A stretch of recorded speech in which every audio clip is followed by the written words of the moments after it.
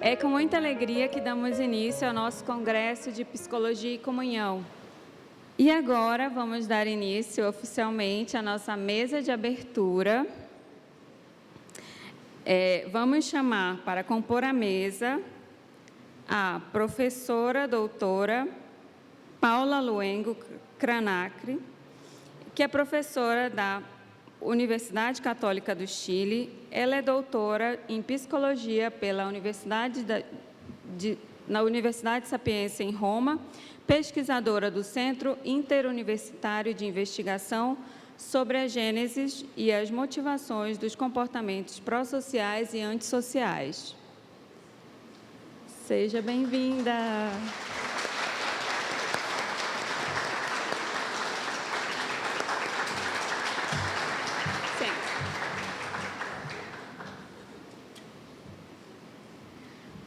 Agora, vamos chamar a doutora psicóloga Maria do Socorro Malatesta Freitas, que é psicóloga clínica, trabalha com jovens e adultos com terapia de reprocessamento de traumas e é mestre em Sociologia pela UPERJ e doutora em Psicologia Clínica pela PUC do Rio.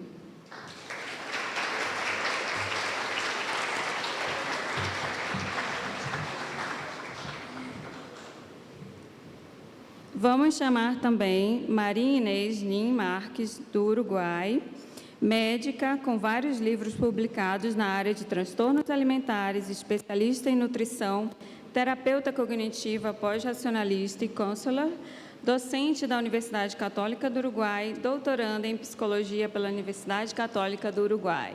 Bem-vinda!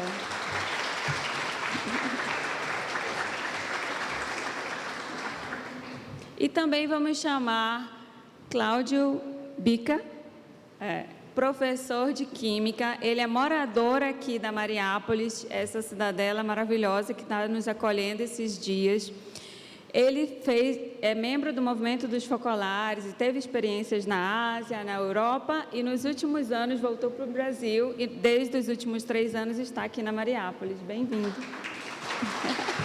Pode sentar. A doutora Maria do Socorro Malatesta inicia.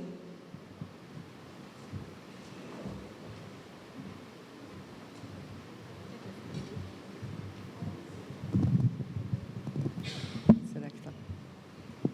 Alô? Vocês me ouvem bem? Os que estão aí atrás também? Então, boa noite a todos, todas. É com imensa alegria que nós, da Comissão Organizadora do Congresso Internacional de Psicologia e Comunhão, acolhemos todos vocês. Esse momento foi muito esperado. Muitas pessoas se dedicaram à preparação desse evento, que desejamos seja um momento único, um marco na vida de cada um de nós.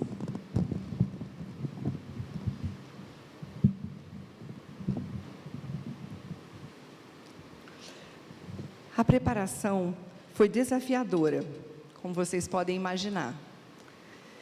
Um único congresso que acontece simultaneamente em 3 continentes, com um momento central no qual estão coligadas 3 salas: São Paulo, Roma e Burundi.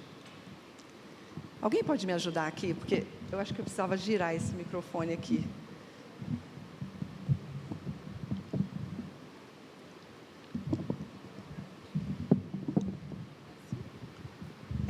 Atrapalhando o texto. Acho que agora está melhor. Isso. Iniciamos dizendo algumas palavras sobre quem somos nós. Psicologia e Comunhão, como realidade cultural, tem uma data de nascimento bem precisa, que é 26 de fevereiro de 1999, quando Chiara Lubich, fundadora de um movimento leigo católico, o Movimento dos Focolares, recebeu o doutorado honoris causa em Psicologia na Universidade de Malta. Chiara Lubich havia atravessado as fronteiras do catolicismo e tinha se colocado em diálogo com pessoas de diferentes credos, religiões e também com pessoas que não tinham convicções religiosas. Uma corrente espiritual, a sua, que logo manifestou um forte impacto na vida social, civil, política, cultural e acadêmica. Na ocasião do doutorado, foi evidenciada a sua contribuição significativa por ter traduzido em prática e método de pesquisa o núcleo da mensagem cristã e oferecido às disciplinas humanas uma possibilidade de conhecimento original do ser humano e ajudado a cultivar uma visão integral da pessoa no campo da psicologia, uma visão que contempla a dimensão do mistério e da transcendência. Chiara, no discurso proferido em Malta, fez uma afirmação que vai ao encontro de grandes desafios propostos pelas diversas escolas em psicologia. Como se relacionar com o outro sem perder a minha individualidade? Como conciliar a necessidade psicológica humana mais básica, que é a de pertencer a uma família, a um grupo, permanecendo eu mesmo? Assim afirmou Chiara naquela ocasião, referindo-se à experiência psicológica dos relacionamentos interpessoais. A única relação com o outro que não é marcada pela violência ou ditada pelos condicionamentos, mas que reconhece e respeita a pessoa do outro como ser transcendente, é amá-lo como a si mesmo. Pois o meu amor não somente confirma o outro em seu ser diferente de mim, igual a mim, transcendente como eu, mas me faz também ser eu mesmo. Somente o amor explica a diversidade ou distinção, salvaguardando a igualdade e tornando assim possível a unidade. O modelo antropológico aqui colocado por Chiara Lubich afirma essas duas dimensões, igual e diferente. O outro, igual a mim, diferente de mim.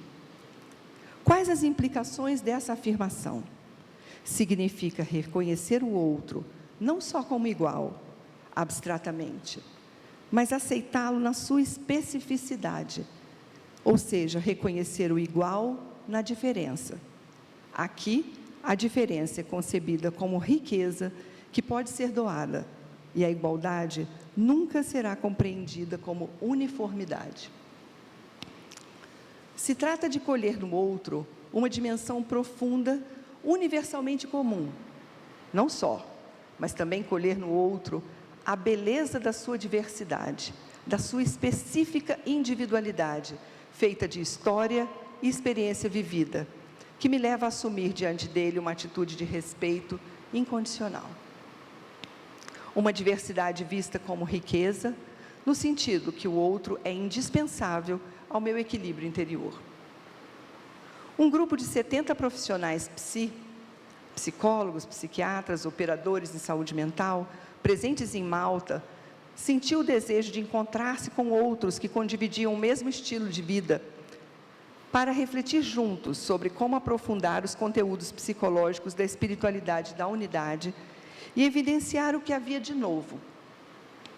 A partir de Malta, Psicologia e Comunhão tem atraído numerosos profissionais ao redor do mundo, de diferentes escolas. Esses encontros são oportunidades de uma verdadeira condivisão de experiências profissionais, de reflexões psicológicas, de muita escuta e diálogo, de aprender a viver verdadeiramente a comunhão. Mas de que comunhão estamos falando? Nosso título, Psicologia e Comunhão. De que comunhão estamos falando? Não é uma comunhão que resulta de um conjunto anárquico de individualidades, irredutíveis, as quais fogem de uma experiência de real pertença. Nem mesmo de uma comunhão que não reconhece a dignidade do indivíduo e que absorve o eu no nós, sacrificando a individualidade até ignorá-la completamente. Aqui, comunhão significa que a individuação e a pertença não se contrapõem, mas se integram. que cada um exprime a própria identidade sem negar o outro, mas abrindo-se ao encontro, que para ser eu mesmo, não mortifico a diversidade, mas a reconheço e acolho no seu desdobramento multiforme.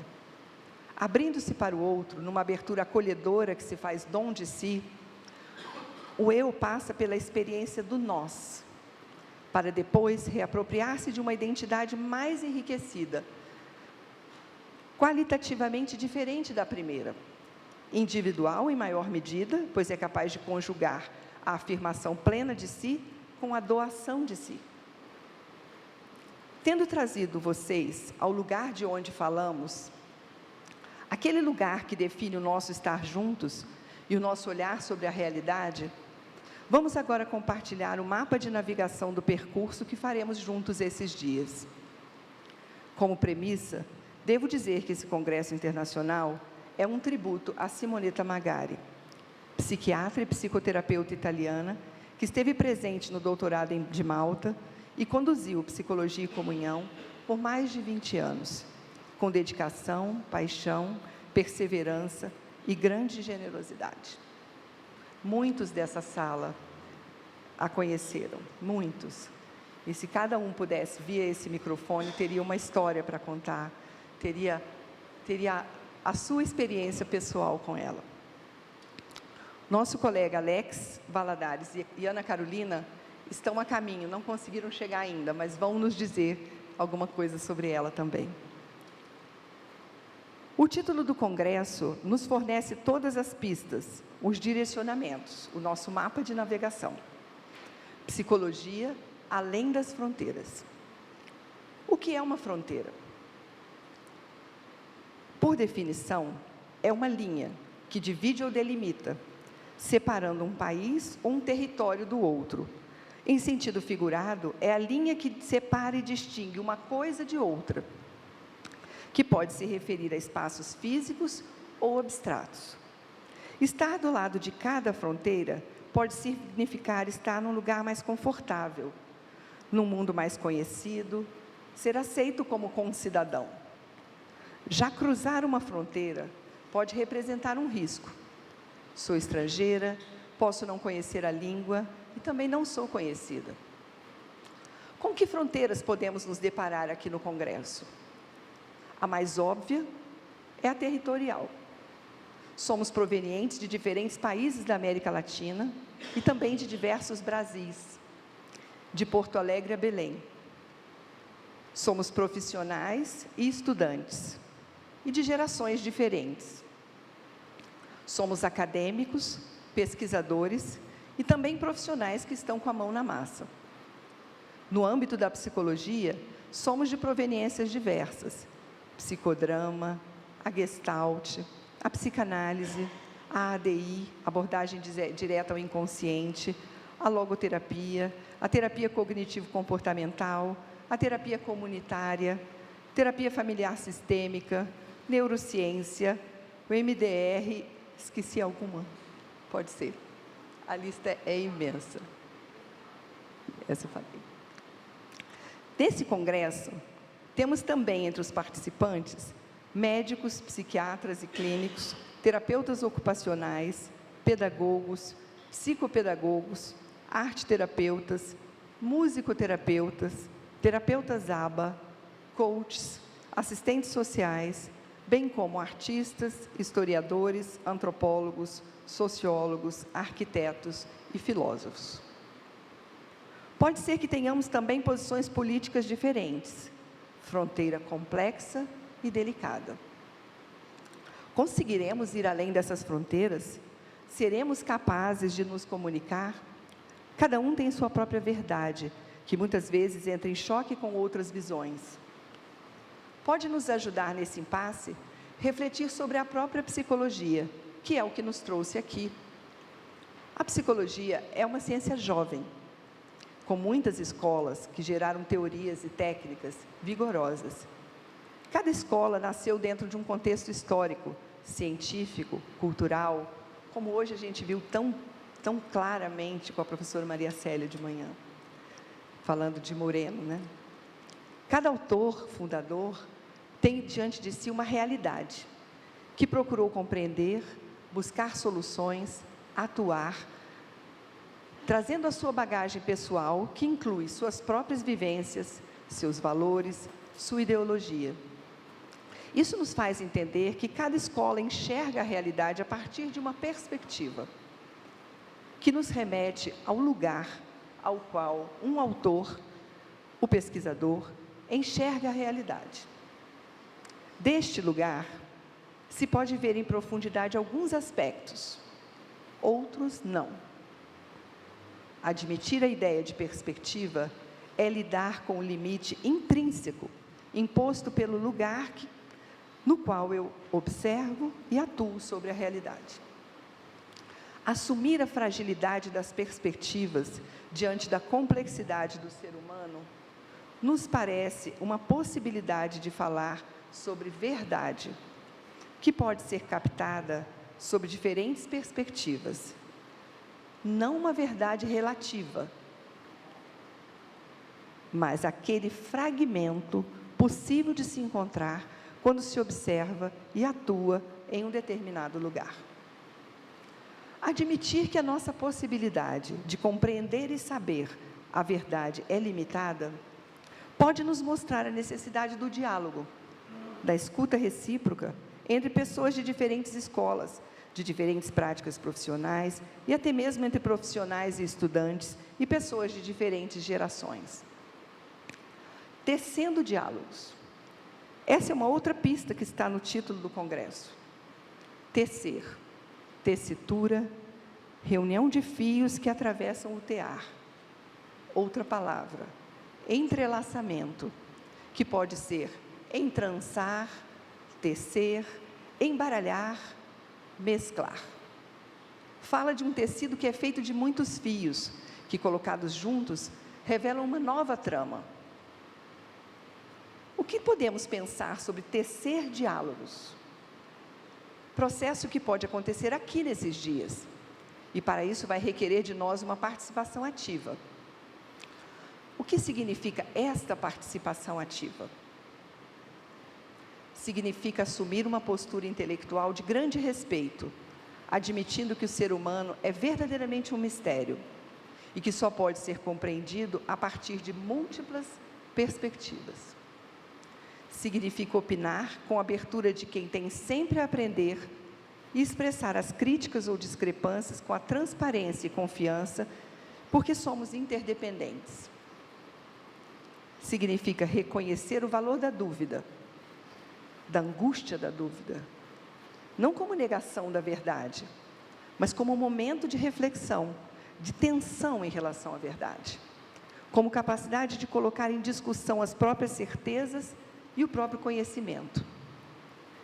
Significa criar em nós uma disponibilidade de escuta, liberar a mente e o coração para criar um lugar de silêncio, no qual o outro possa se expressar, um cenário de sombra que possa evidenciar a luz.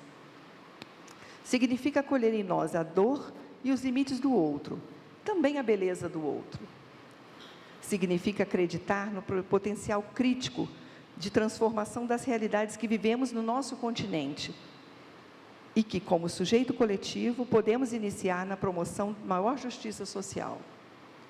Significa partir da certeza que o diálogo não se faz com teorias, se faz com pessoas.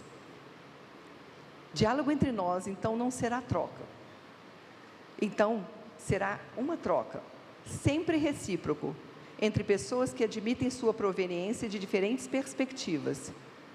Porém, essa diferença será vista como riqueza, a ser doada e acolhida. Diálogo que envolverá surpresa, incerteza, descoberta, interesse, curiosidade, enfim. Um processo não previsível, sempre incompleto, que permanecerá em aberto. A ninguém caberá a última palavra. Uma outra pergunta se faz necessária. Por que ir além das fronteiras? Qual o sentido de ir além das fronteiras? Podemos pensar que o que nos une nessa sala é que somos todos envolvidos com um cuidado para com as pessoas. estamos constantemente diante do sofrimento, das dificuldades, dos medos, dos limites. Cada um de nós sabe os seus próprios desafios, as perguntas a qual é chamado a encontrar resposta. Aqui vamos conhecer os desafios que se colocam para pessoas que estão em lugares diferentes de mim, que trabalham com pessoas que estão no espectro autista, com migrantes, com idosos, com pessoas em situação de vulnerabilidade em vários âmbitos, com povos originários, com estudantes, com pacientes terminais, com o pensar a realidade na academia e muito mais. Faz sentido atravessar a fronteira para conhecer o trabalho, as angústias e os temores de quem vive e trabalha em lugares diferentes de mim, mas que, como eu, dá o seu melhor. Conhecer as reflexões de cunho acadêmico e as boas práticas, bases do diálogo que poderá se desenvolver aqui a 360 graus, nas rodas de conversa, também no café, nos intervalos, na mesa do almoço, na espiga. Faz sentido atravessar a fronteira para deixar-nos tocar especialmente por quem é diferente de mim e ouvir o grito de dor e angústia que ecoa no nosso continente. A América Latina se vê diante de conflitos sociais violentos, marcada por profunda desigualdade, atravessada pelo tráfico de drogas, violentada pela corrupção, o que, segundo Simonetta Magari, incide de modo indelével no desenvolvimento psicológico de gerações inteiras, condiciona a vida relacional de milhões de pessoas, ameaça sua saúde mental, devasta seu equilíbrio psíquico, constrange a viver em um clima emocional feito quase exclusivamente de medo, de ódio, de absoluta insegurança, de difuso negativismo. Neste cenário muito incerto e inquietante, qual o papel da psicologia? Qual contributo pode nascer da mesma para a construção de percursos capazes de sustentar o diálogo intercultural, a inclusão social, o reconhecimento e a acolhida do diferente em suas múltiplas formas? São perguntas que devem nos inquietar esses dias, nos levar além das nossas fronteiras, para enxergar a nossa realidade e os nossos desafios juntos. Voltando ao nosso título, vamos atravessar a fronteira para enxergar e acreditar numa psicologia que tenha a esperança como base e pressuposto. Essa é uma profecia pela qual podemos e devemos trabalhar, nos arriscar e assumir uma responsabilidade. Que esses dias aqui sejam marcados pela experiência da comunhão, que é a grande proposta desse congresso.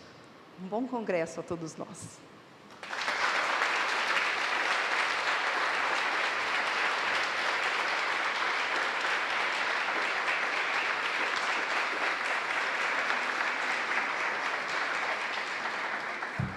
Agora chamamos a Inês, pode dar umas palavrinhas.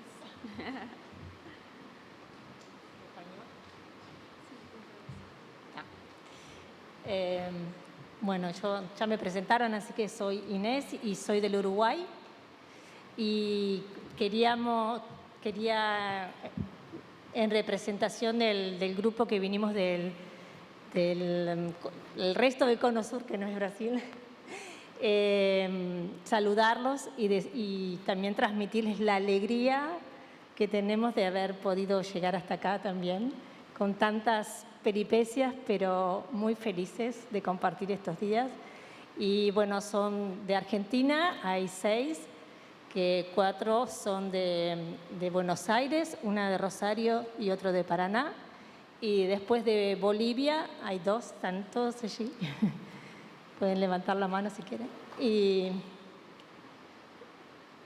Y bueno, y yo de Uruguay. Así que felices de poder vivir de superar las fronteras, ¿no? para llegar a la unidad.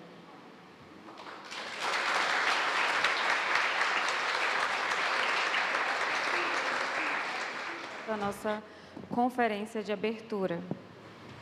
Ela fará a conferência sobre os desafios da coexistência e correlatos psicológicos em contextos marcados por desigualdades em uma perspectiva a partir da América Latina.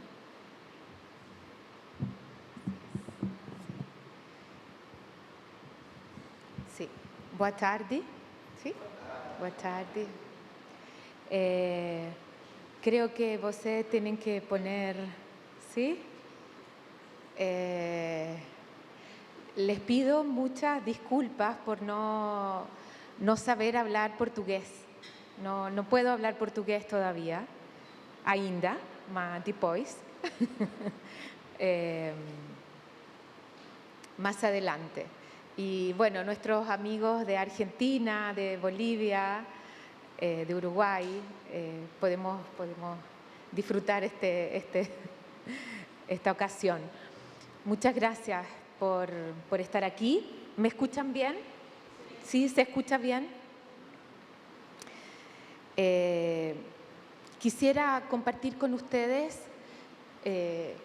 algunas de las reflexiones en relación al tema de la coexistencia y de los correlatos psicológicos asociados a la coexistencia humana.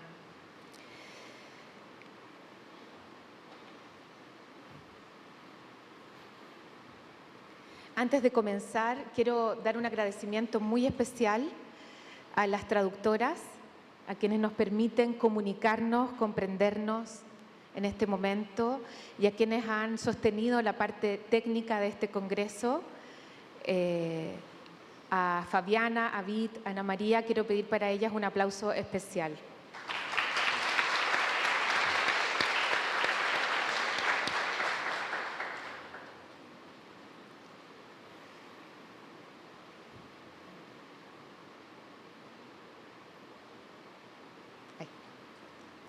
En Santiago de Chile, la ciudad donde nací y vivo actualmente, esta instalación lumínica, ¿escuchan bien la traducción?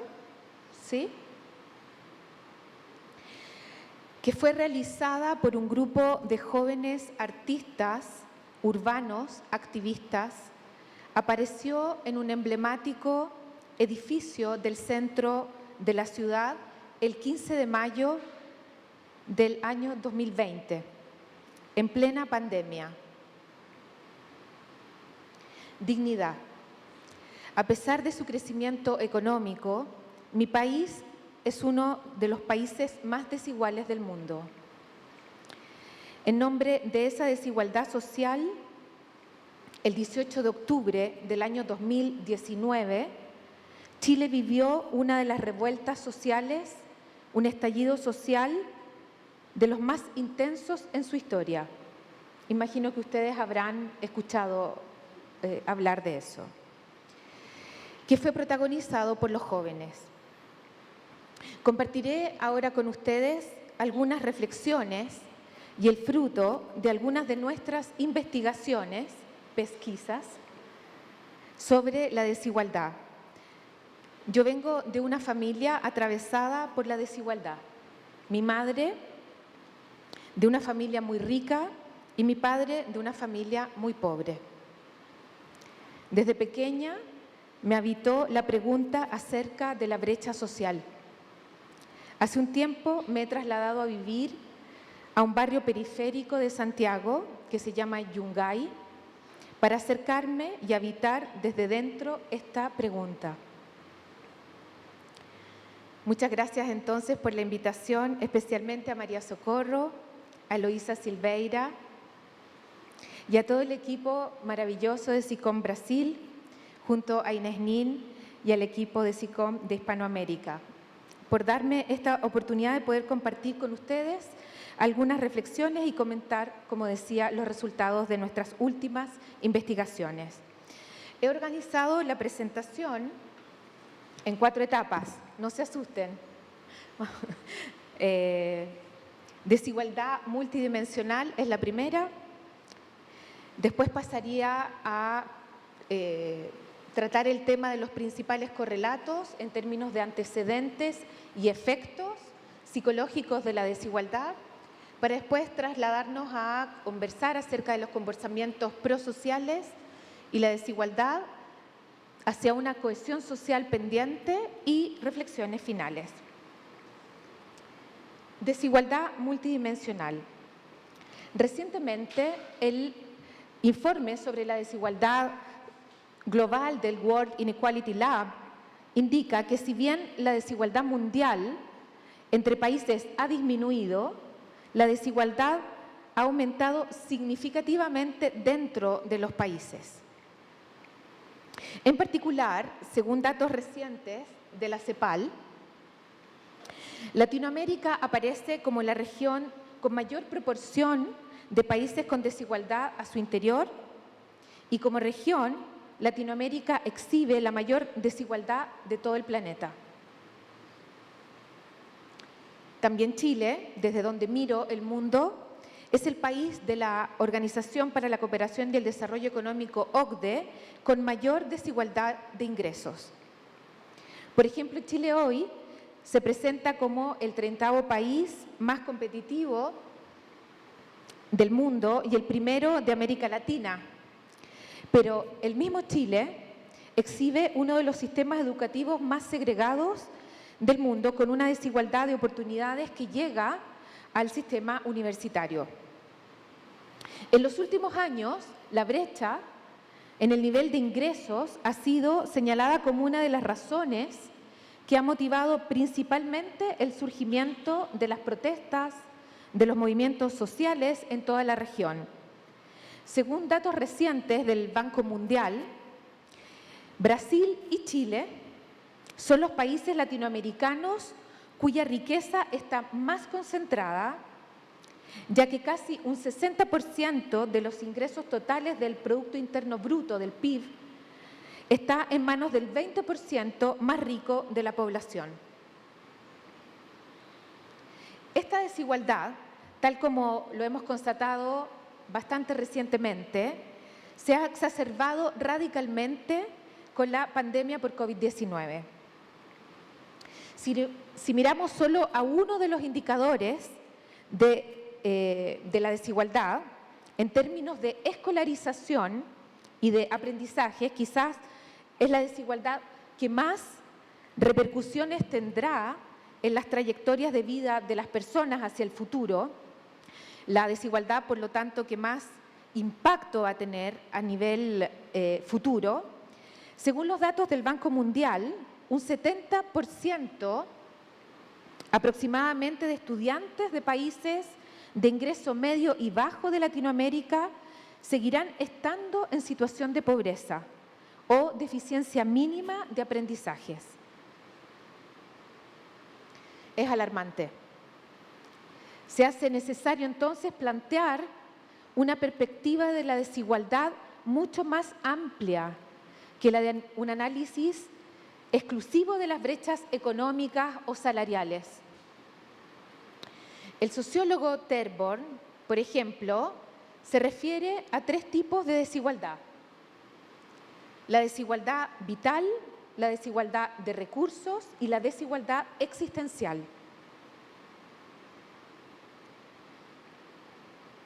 Mientras la desigualdad vital tiene que ver sobre todo con aspectos como la nutrición y se manifiesta en indicadores como la esperanza de vida, la desigualdad socioeconómica o de recursos estaría relacionada más bien con el acceso a los bienes y su distribución, es decir, con la riqueza y la pobreza de cada uno de los ciudadanos, de las personas.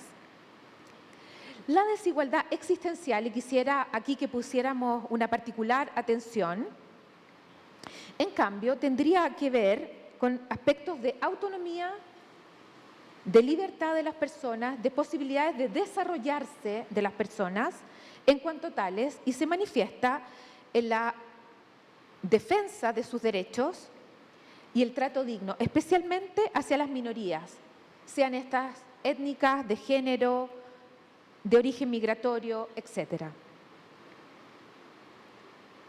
La radiografía de la desigualdad desarrollada por el Programa Nacional de las Naciones Unidas identificó claramente que esta no se limita entonces a aspectos como el ingreso y la empleabilidad, sino que también incluye ámbitos característicos de la socialización, de las formas con las cuales aprendemos a vivir con otros. Y en particular focalizó la atención en el nivel del trato entre las personas, por lo tanto del micronivel de la desigualdad social. En Chile, de hecho, el 41% de los encuestados que dice haber sido maltratado en el último año considera que ha sido el estatus o la clase social por lejos la razón más frecuente de ese maltrato. Su origen social, su estatus, su clase social. Así lo planteó también Adela Cortina, la filósofa española, al analizar los procesos migratorios, refiriéndose al concepto que ella acuñó de aporofobia, es decir, la fobia hacia las personas pobres. Observamos, de hecho, que lo que rechazamos en los migrantes no es su origen geográfico. Incluso llegan a decir algunos ni siquiera su raza, sino su condición económica. La pobreza que cargan consigo, la pobreza que históricamente cargan consigo. De hecho, si un migrante viene del norte, no nos referimos a él como migrante, nos referimos como extranjero. Si agudizamos la mirada en nuestra América Latina profunda, las repercusiones de las desigualdades en nuestro continente son muy amplias y también son muy complejas. La desigualdad se manifiesta en una serie de nudos emergentes, como las diversas manifestaciones de violencia que fueron antes mencionadas por Socorro, la crisis de seguridad, el aumento exponencial de corredores de narcotráfico en todo el continente. Ya no está focalizado solo en algunos países, en todo el continente. Además de las tensiones derivadas de demandas sociales exasperantes y exasperadas. Y de aquí que los fenómenos de polarización política, el populismo, la intolerancia ideológica, presentes en nuestras democracias inestables, pero también atravesantes nuestras interacciones sociales, cotidianas, la vida que hacemos todos los días, las conversaciones, nuestros diálogos, en los entornos más próximos, más cercanos, como la familia, nuestros trabajos. Estas interacciones y estas manifestaciones pueden ser vistas como solo la punta de un iceberg todavía aún más profundo. Leisa Abramo, por ejemplo, pone el acento en la cultura del privilegio, entendida como la negación sistemática del otro, característica de América Latina.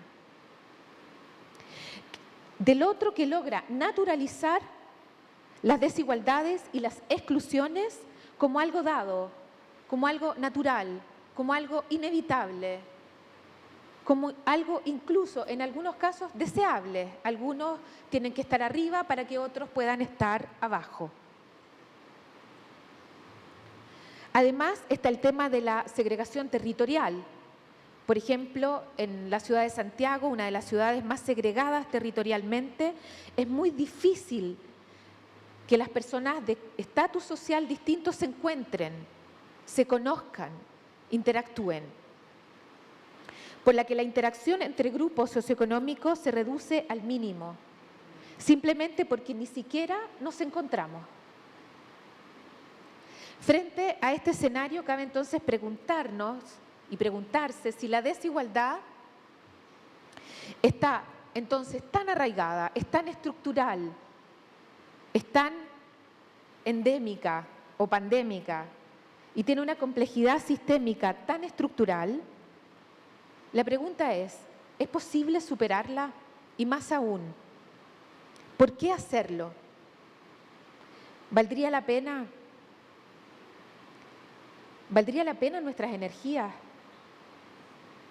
¿No será mejor aprender a convivir con la desigualdad y simplemente sobrellevarla? Hemos de ir entonces a las razones que inspiran la búsqueda de la justicia social.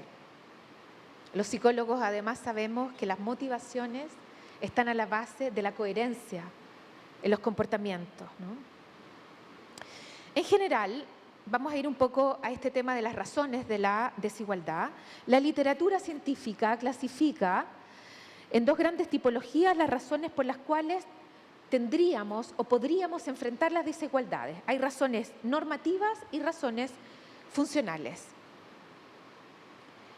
Las razones normativas, en particular, tienen que ver con tres niveles. Se podría superar la desigualdad.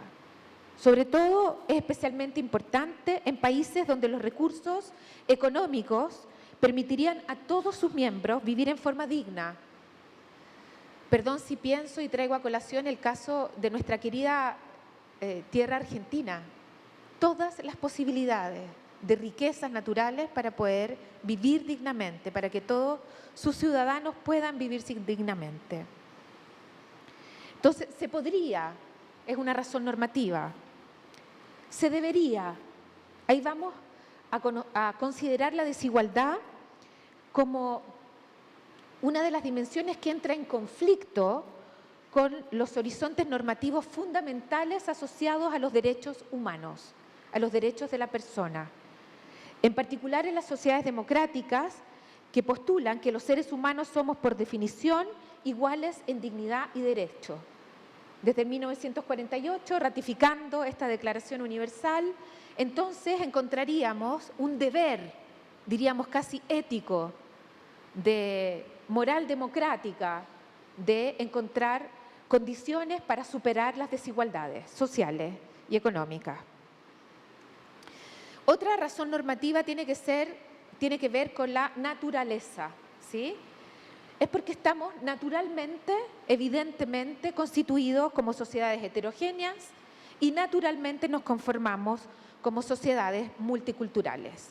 Hasta ahí las razones, entonces, normativas.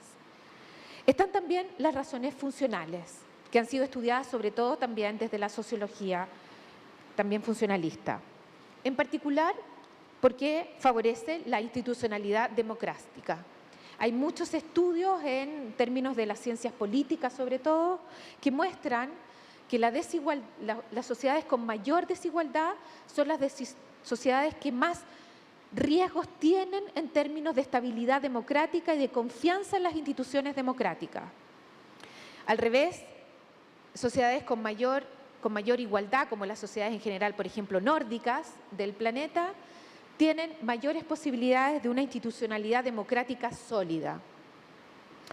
O, otra de los motivos funcionales, por el crecimiento de la economía. Se ha demostrado que hay una relación importante, inversa, entre el Gini, el índice de desigualdad social y socioeconómica, y el Producto Interno Bruto. Porque además favorece las capacidades del Estado en términos de legitimidad, de gobernabilidad, etcétera. Y porque además favorece la salud de las personas. Esa es una de las razones funcionales que quizá a nosotros como psicólogos, como del ámbito de la psicología, nos interesa más, el bienestar, la salud integral de las personas. Pero consensuar como sociedades estas razones a la hora de reforzar las políticas de equidad es importante. Pero sobre todo porque las interacciones interpersonales, el bienestar de las personas, se fundamentan sobre las normas sociales. No somos ajenos a lo que nuestra sociedad establece como relevante.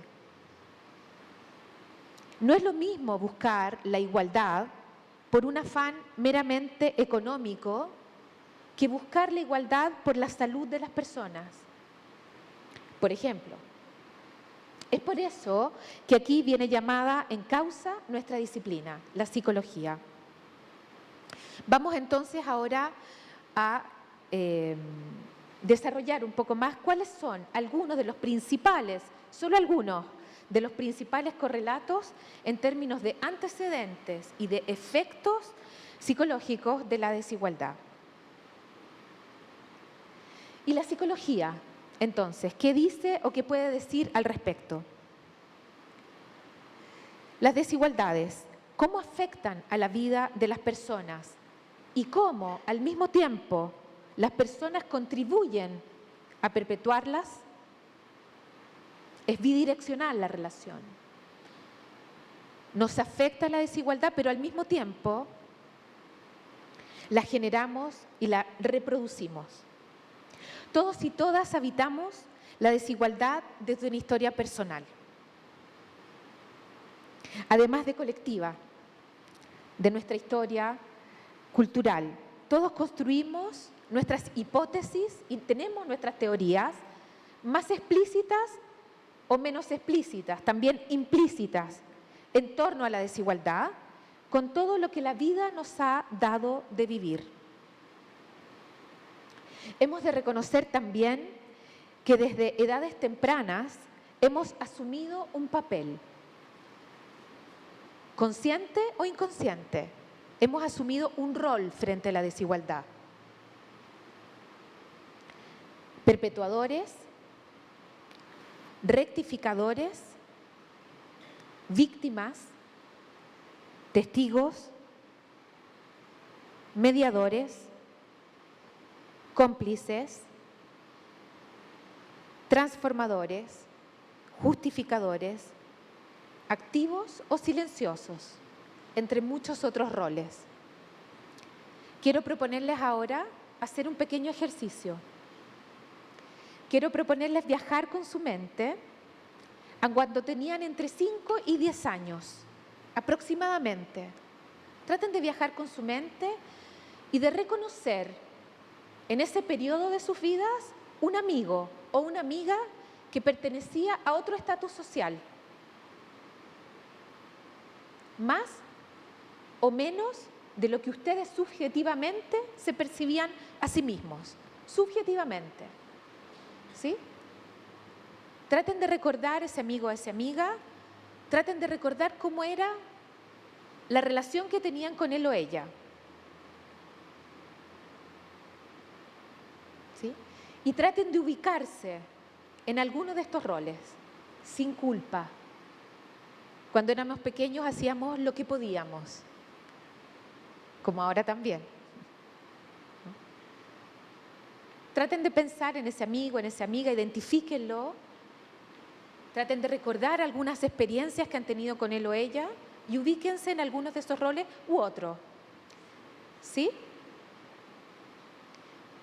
Y ahora les propongo conversar con quien tienen al lado y compartir en un minuto algo, lo que ustedes quieran, si quieren, quien quiera, con la persona que están cerca.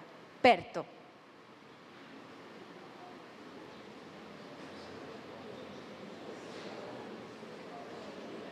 Me disculpan que los interrumpa, se ve que habían cosas significativas por compartir. No tenía esto preparado, pero quiero preguntarles, en quienes de ustedes quieran, en una palabra, yo la voy repitiendo en el micrófono para la traducción. ¿Sí? No, sí.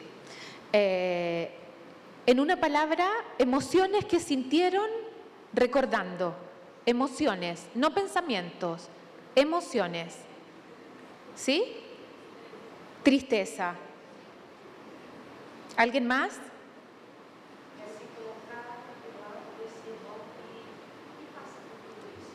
Sí. ¿Cómo te sientes cuando te colocas en el lugar del otro? ¿Qué emoción sientes?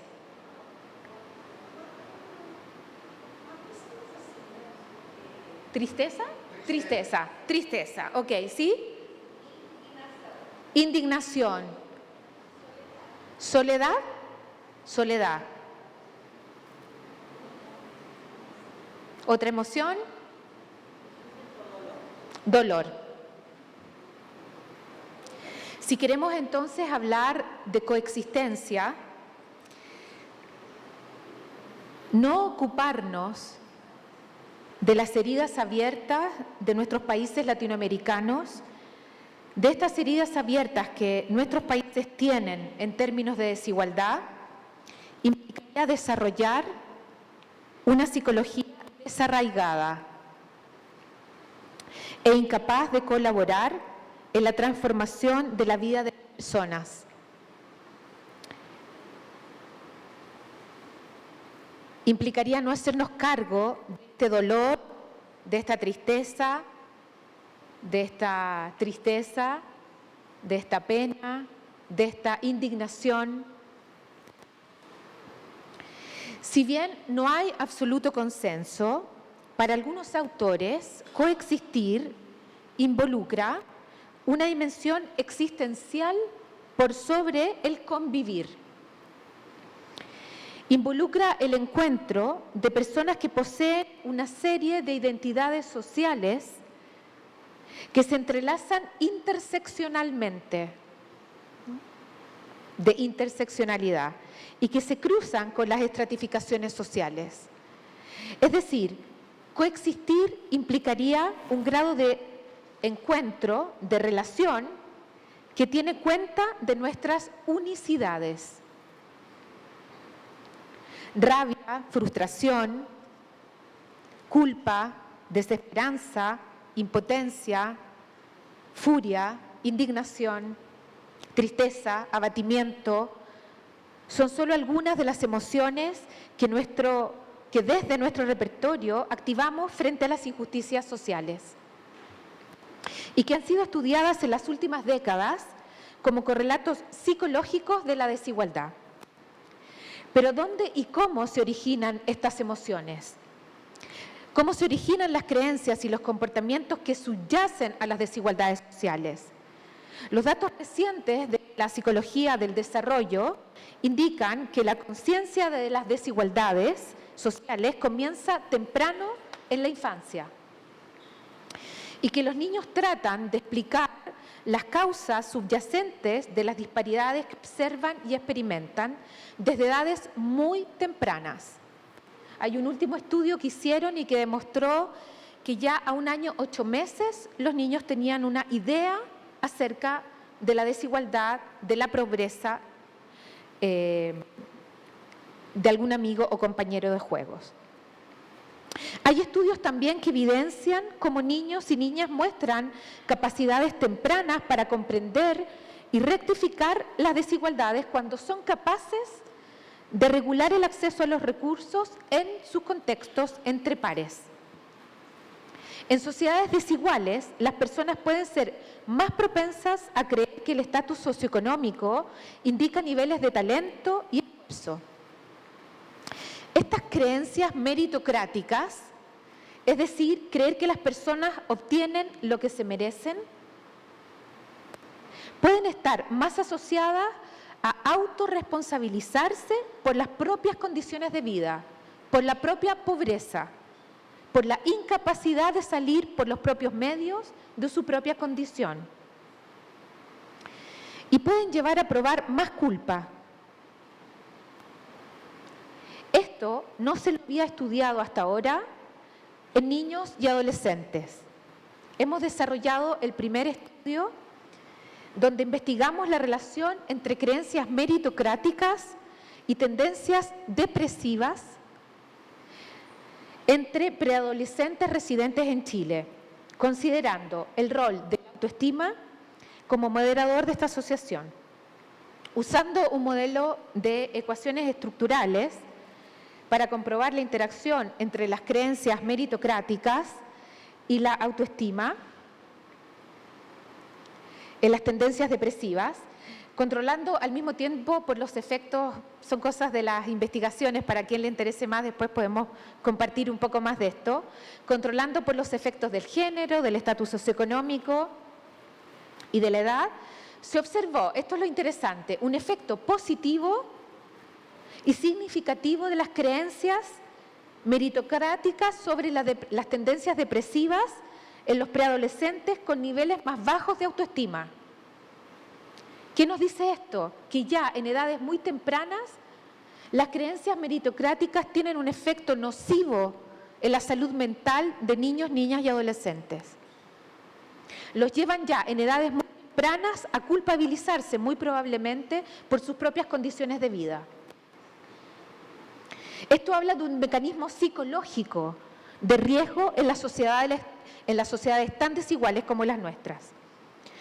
Otras investigaciones, en cambio, han demostrado, en general, que las personas tienden a subestimar la magnitud de las brechas sociales o no están fuertemente motivadas a corregir las desigualdades que benefician a sus grupos sociales o incluso justifican y naturalizan las jerarquías de dominación social. Hoy crece entonces en nuestra disciplina una necesaria convicción de la necesaria visión multidimensional que considere en la desigualdad no solamente los niveles más estudiados, como los económicos, institucionales y políticos, sino también, y quizás de forma más central, las bases individuales, psicológicas e interpersonales que forman la persistencia de la desigualdad y, por lo tanto, los procesos implicados en su socialización y en su transmisión intergeneracional. ¿Qué hay en la mente de las personas que les impide cruzar la frontera de su propio grupo de pertenencia social? Esta es una de las preguntas que más necesita sistematicidad desde la psicología en nuestros contextos marcados por la desigualdad, nuestros contextos latinoamericanos, creo yo. Porque las estructuras sociales se encarnan en las formas en las que los individuos y las personas se apropian de las estructuras sociales. Se encarnan en sus vidas, en sus gestos y en sus cuerpos. Y aquí está a este punto es que postulo, como de manera central, que las desigualdades sociales persisten en parte porque desde edades muy tempranas niños, niñas y adolescentes sustentan estereotipos y prejuicios asociados a las estratificaciones y a los grupos más desfavorecidos y marginalizados de nuestra sociedad, a los grupos minoritarios, favoreciendo comportamientos desde edades tempranas muy discriminatorios y de exclusión que se van consolidando con el tiempo y se van cristalizando en la transición a la vida adulta. Dado que los factores que podrían explicar este amplio fenómeno pueden generar un campo de investigación ilimitado, en la investigación que estamos desarrollando hemos decidido centrarnos en algunas dimensiones comportamentales representativas que son sensibles a los esfuerzos de la socialización temprana, en la escuela y en la familia en particular, que son los comportamientos prosociales. Voy a la tercera parte. Ustedes me dicen cómo estoy de tiempo, porque estoy sin reloj. ¿Sí? Sí, ok. Me imagino que están un poco cansados de escuchar, ¿no? ¿Seguimos? Ya. Debido a que la calidad de los comportamientos y de las interacciones entre los individuos y los grupos es la base sobre la cual se apoya una sociedad menos desigual y más inclusiva, el estudio de las conductas prosociales y sus determinantes como predictores de participación es relevante desde América Latina. Los comportamientos prosociales han sido ampliamente definidos como aquellos comportamientos que son comportamientos voluntarios que buscan beneficiar a otras personas sin la búsqueda de recompensas externas y que de alguna manera encuentran una variada manifestación comportamental en actos como, por ejemplo, ayudar, cuidar, compartir, consolar, cooperar, solidarizar, etc. Robert Roche Olivar, de la Universidad Autónoma de Barcelona, especifica que no es suficiente con esta definición. Dice que para hablar de prosocialidad en sentido estricto, el criterio del receptor es necesario. Es decir, que mi acto de ayuda, para ser tal, tiene que tener pertinencia para quien lo recibe, ¿sí? Y tiene que ser adecuado para quien lo recibe. Yo puedo pensar que estoy ayudando si a alguien le acerco un vaso de agua, pero a lo mejor esa persona no puede tomar agua en ese momento, necesita otra cosa. Esto implica entonces una arquitectura de la mente que involucra dimensiones temperamentales, creencias, motivaciones, convicciones, etc. La investigación científica muestra que los comportamientos prosociales mejoran las actitudes hacia las personas de diferentes orígenes sociales, de aquellas en situación de exclusión o de discriminación, además de ser precursores significativos a lo largo del tiempo de compromiso con el bien común. Nadie aprende a interesarse por el destino de su comunidad si antes no ha sido capaz de interesarse por el destino de quien tiene al lado. Entonces, los comportamientos prosociales como precursores de mayor involucramiento con el bien común. Es amplia la literatura que resalta el valor de los comportamientos prosociales, no solo para quienes los reciben, sino también para quienes los actúan. Estas son algunas de nuestras investigaciones que ponen en evidencia justamente cómo niños, niñas y adolescentes más prosociales se adaptan mejor en el curso de vida, presentan más autoestima, mejores relaciones con sus pares, mejor rendimiento escolar y menos posibilidades de desarrollar problemáticas que los psicólogos llamamos internalizantes o tendencias depresivas o externalizantes como comportamientos antisociales, comportamientos agresivos, etc. Sin embargo, a pesar de su relevancia, se conoce poco sobre los mecanismos y los procesos psicológicos que deberían asegurar que los comportamientos prosociales, que son la base de una sociedad inclusiva y cohesionada, que son la base de interacciones sociales positivas, existen pocas investigaciones que nos digan de qué manera asegurar que los comportamientos prosociales estén dirigidos hacia personas, que están dirigidos generalmente hacia personas del mismo grupo, se amplíen hacia personas de otros grupos en sociedades desiguales, estratificadas y marcadas por el multiculturalismo. Es de notar que estos fenómenos se han estudiado predominantemente en la población adulta, pero se sabe muy poco aún sobre los orígenes de la respuesta prosocial cuando los contextos de desigualdad impregnan los procesos de educación en las edades tempranas de la vida. Incluso se cuestiona que puedan intensificar las desigualdades. ¿Por qué? Porque pueden reforzar las diferencias de estatus entre aquellos que ayudan y aquellos que reciben. Y la desigualdad se puede solidificar, sostener y mantener incluso actuando prosocialmente. Es decir, los comportamientos prosociales en sociedades desiguales no garantizan mayor cohesión social, porque pueden justamente conducir a mayor diferencia entre aquellos que están arriba ayudando y aquellos que están abajo recibiendo. ¿Sí?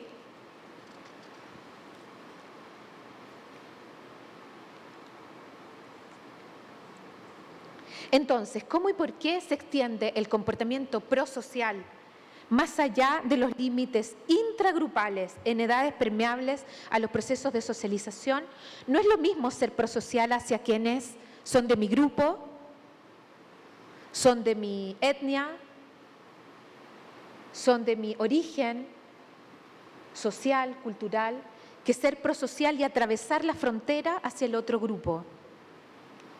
¿Cómo y por qué entonces se extiende el comportamiento prosocial más allá de los límites del intragrupo en edades permeables a estos procesos? En un estudio que desarrollamos siempre en adolescentes chilenos, un estudio de naturaleza experimental con viñetas y control de la variable independiente, para quienes les interesa el tema de la pesquisa, observamos el rol del estatus social alto y bajo, de quien da y quien recibe ayuda prosocial, considerando dos tipos de prosocialidad, una más débil y unidireccional, que eran los comportamientos de ayuda, y otra más fuerte, una prosocialidad más fuerte, que eran los comportamientos asociados al cuidado, al hacerme amigo del otro. Una cosa es ayudarte, otra cosa es hacerme amigo, ¿sí? Vimos el rol que tenía la empatía en estas interacciones. ¿Qué ocurre si un niño de estrato socioeconómico alto debe ayudar a un niño de estrato socioeconómico alto? ¿Qué ocurre si ese mismo niño de estatus socioeconómico alto ayuda a un niño de estrato socioeconómico bajo? ¿Qué ocurre cuando un niño de estrato socioeconómico bajo ayuda a un niño de estrato socioeconómico alto? ¿O cuando ayuda a alguien de su mismo estrato socioeconómico bajo? Este fue el experimento que desarrollamos. No les explico ahora todo el detalle, pero es un diseño experimental. Lo hicimos a través de viñetas, de historias, como les decía, manipulando la clase social del receptor de ayuda, ¿sí?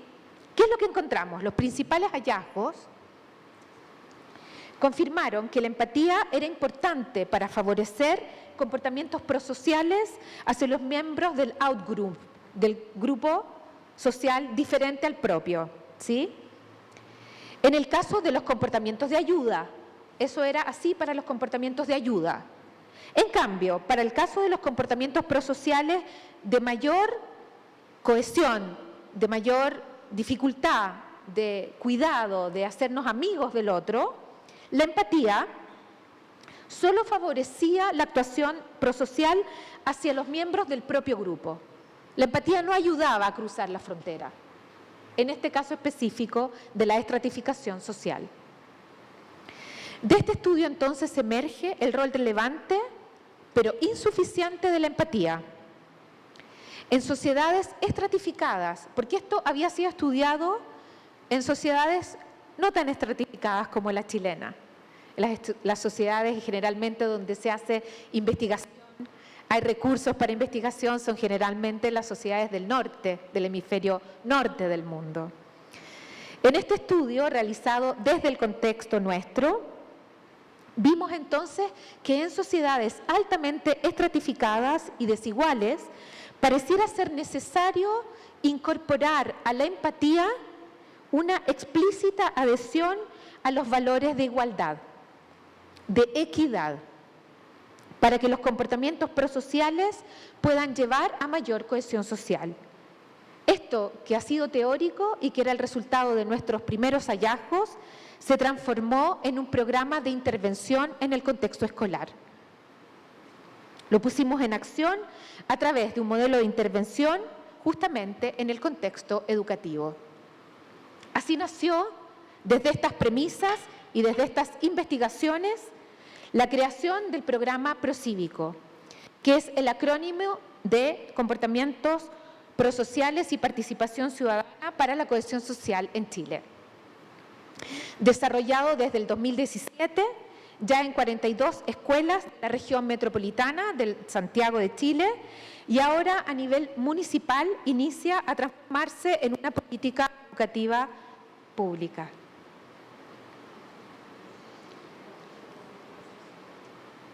¿Sí? ¿Sí? Me emociona un poco.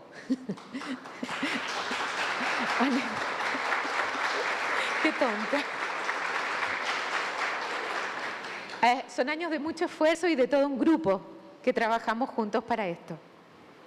A nivel de investigación, usamos un Randomized Control Trial, un estudio con control aleatorizado, para tratar de verificar en el contexto escolar chileno un modelo teórico y su correspondiente itinerario formativo, centrado en el desarrollo de habilidades prosociales como precursoras de participación, favoreciendo en los estudiantes el ejercicio de la empatía, de la regulación emocional, de las creencias de igualdad, de equidad, de la superación de prejuicios basados en la condición económica, en el género y en el origen étnico y migratorio.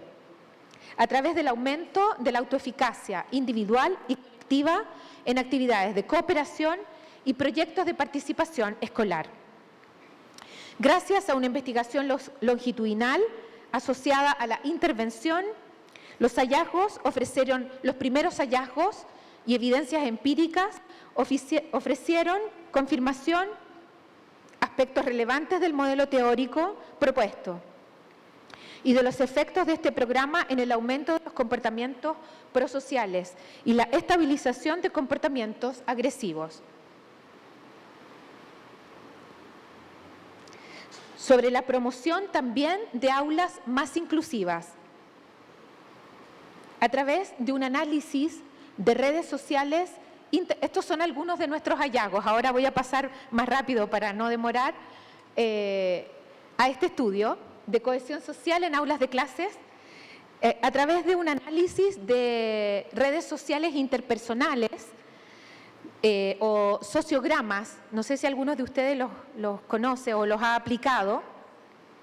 Antes y después de la intervención, 1 mes y 6 meses después de terminada la intervención, observamos que las aulas que habían participado del proyecto procívico, en comparación con aulas control equivalentes en términos sociodemográficos, los estudiantes que hicieron el proyecto rechazaban menos a sus pares que eran generalmente victimizados y rechazaban menos a sus pares agresivos. Se producían entonces aulas más inclusivas.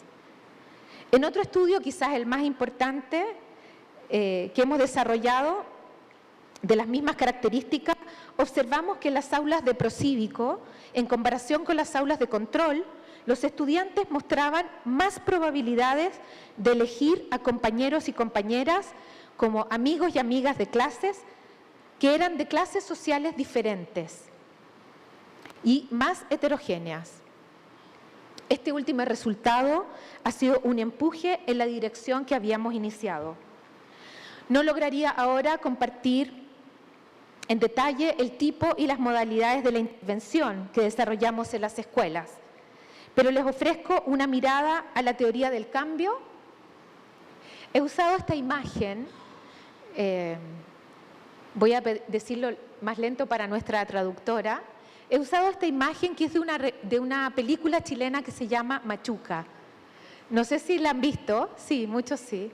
Y que habla de la amistad es un experimento social real que se hizo en 1971, antes de que llegara la dictadura militar en Chile, y que hizo encontrar en una escuela a niños de clases sociales muy altas y muy bajas. No lograría entonces ahora compartir en detalle el tipo y las modalidades de la intervención que hemos desarrollado en las escuelas, pero les ofrezco una mirada a la teoría del cambio detrás de procívico. Es decir, toda intervención debiese contar con un cómo y por qué esperamos determinados cambios. Esta teoría ha sido construida en un ir y venir virtuoso entre investigación y praxis, en la que las investigaciones vuelven a informar y cuestionar los modelos teóricos y viceversa. Las teorías reformuladas vuelven a impulsar nuevas preguntas de investigación. Aquí ustedes pueden observar algunos de los componentes del programa que ya he mencionado: valores de equidad, relaciones intergrupales, empatía, participación cívica escolar, etc. Para quienes después quieran conocer un poquito más, les cuento más, pero no me quiero detener mucho en esto.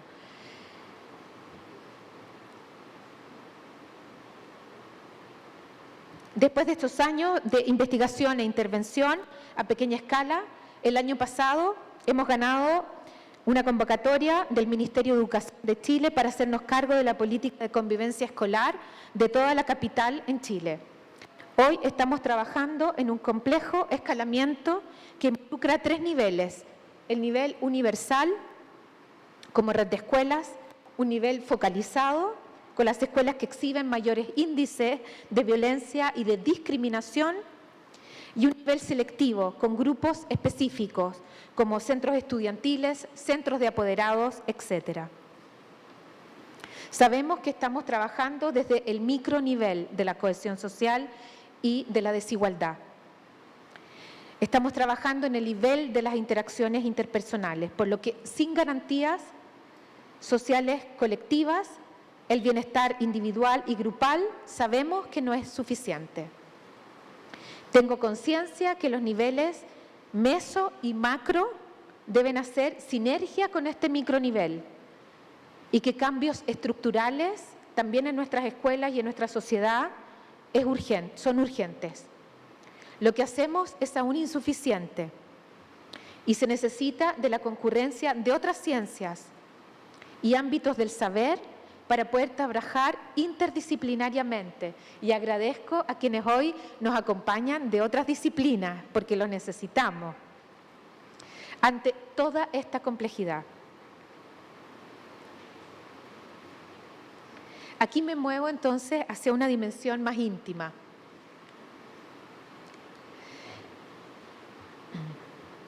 ¿Desde dónde decido habitar la herida abierta de la desigualdad? La decido habitar desde un lugar inquieto, operante, realista, dolido, no optimista por ser optimista, sino esperanzador.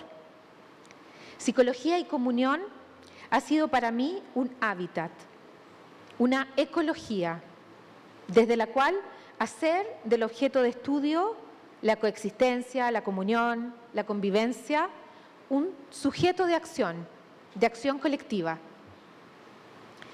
Más que ir más allá de nuestros confines, como dice el título de este congreso, de los confines reales y simbólicos que nos atraviesan, me gusta la palabra atravesar.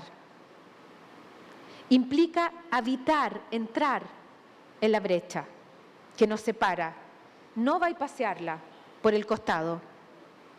Aquí tenemos con todas nuestras diversidades, ya mencionadas por María Socorro, una ocasión única para asumir un rol frente a las desigualdades, también frente a nuestras desigualdades, aquí presentes, entre nosotros. Cito para terminar a un querido filósofo argentino, Rodolfo Kusch, que puede darnos luces en este momento. Él dice que el verdadero sujeto es el sujeto comunitario y consiste en una trilogía. No solo yo, tú, sino yo, tú, él o ella. La tercera persona, él o ella, es el desconocido, el marginado, el migrante, el extraño, el pobre, el vulnerado, el que es de otro estatus social, más alto o más bajo que el mío. Y cuando se lo ignora, cuando se ignora a esa tercera persona, al él o ella, o se lo quiere eliminar, cuando nos reducimos a la autorreferencialidad del yo y del tú, en ese momento, cuando ignoramos a esa tercera persona, se ignora al ser previo a toda praxis y a todo pensamiento, dice Rodolfo Kusch.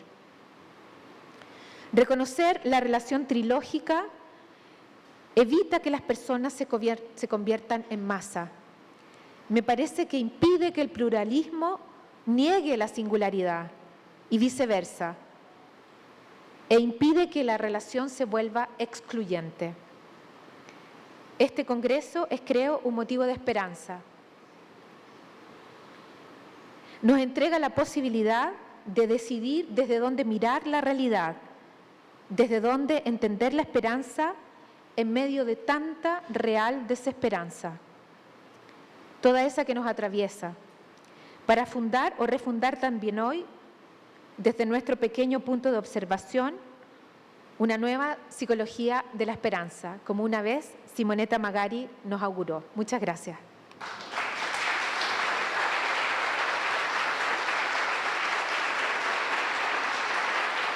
Muchas gracias, Paula.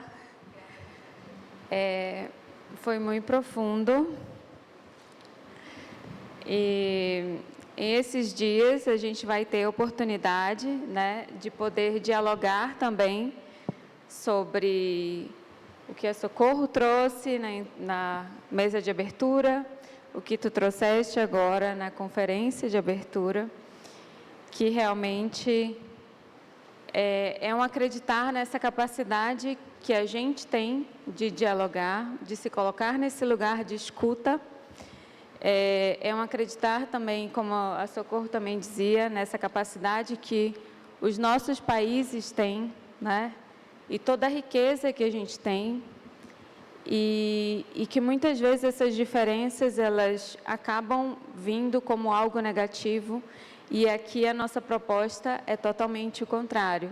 É realmente colocar em relevo essas diferenças para que a gente possa se enriquecer e nos tornarmos pessoas cada vez mais amplas, né? Mais, que podamos atravessar, como tu falaste, atravessar essas pequenas, digamos, limitações que não são elas que nos definem, né? E realmente podemos nos ampliar. Muito obrigada.